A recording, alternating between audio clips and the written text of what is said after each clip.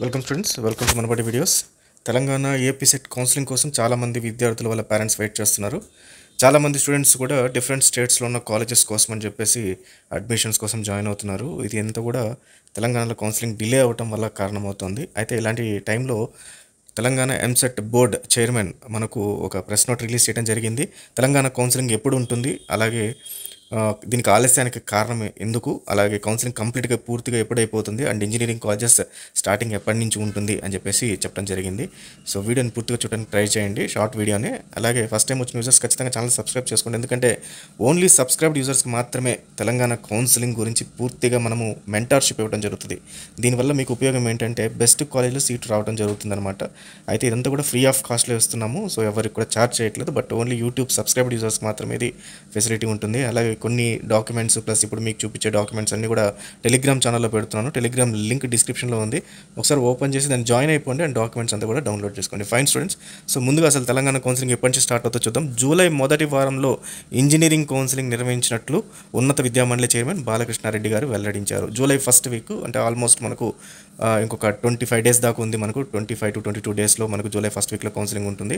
So ఈ counselling start అయ్యేదానికి కంప్లీట్గా ప్రాసెస్ అంతా కూడా సర్టిఫికేట్ వెరిఫికేషన్ అనేది ముందు జరుగుతుంది. సో దీనికి ఏమేమి సర్టిఫికేట్స్ కావాలి అనేది నేను ఆల్రెడీ ఇంకొక వీడియో చేస్తున్నాను, డిస్క్రిప్షన్లో ఉంది, ఒకసారి దీన్ని ఓపెన్ చేసి ఆ సర్టిఫికేట్స్ అన్ని కూడా చెక్ చేసుకోండి. 16 సర్టిఫికేట్స్ కావాలి ఆల్మోస్ట్.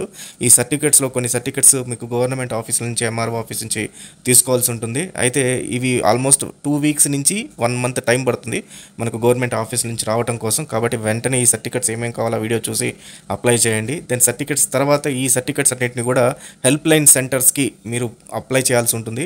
ఈ హెల్ప్ లైన్ సెంటర్స్ లిస్ట్ అంతా కూడా నేను టెలిగ్రామ్ ఛానల్లో ఇచ్చున్నాను, సో అవి రెడీ చేసి పెట్టుకోండి. వన్స్ హెల్ప్ లైన్ సెంటర్స్ దగ్గరికి వెళ్ళి మీరు సర్టిఫికేట్ వెరిఫికేషన్ తర్వాత కౌన్సిలింగ్ ప్రాసెస్ స్టార్ట్ అవుతుంది. కౌన్సిలింగ్ ప్రాసెస్లో మీకు కాలేజెస్ మొత్తం కంప్లీట్గా ఏమేమి కాలేజెస్ ఉన్నాయి, ఆ కాలేజెస్ కోడ్స్ ఏంటి, ఆ కాలేజ్ ఏ కోర్సెస్ ఏమేమి ఉన్నాయి, కోర్సెస్ కోడ్స్ ఏంటి అని చెప్పి సపరేట్గా ఉంటాయి.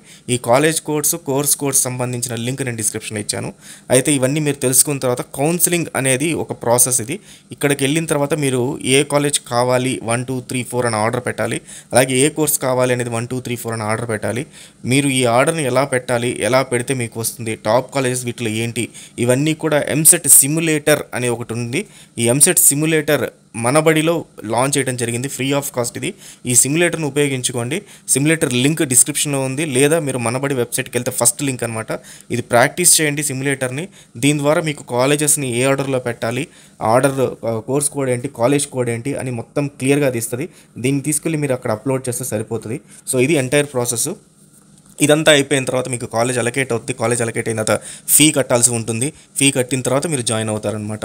సో ఈ process end to end process అంతా కూడా మీకు గైడెన్స్ కూడా నేను కంప్లీట్గా మన వీడియోస్ ద్వారా ఇవ్వడం జరుగుతుంది. సో మనకు జూలై ఫస్ట్ వీక్లో ఇది స్టార్ట్ అయ్యి కంప్లీట్గా ఆగస్ట్ 14 వరకు ఈ కౌన్సిలింగ్ ప్రాసెస్ కంప్లీట్ అయిపోతుంది. సో ఈ దీంట్లో మీకు first phase, second phase and third phase అని చెప్పి కౌన్సిలింగ్ జరగడం జరుగుతుంది.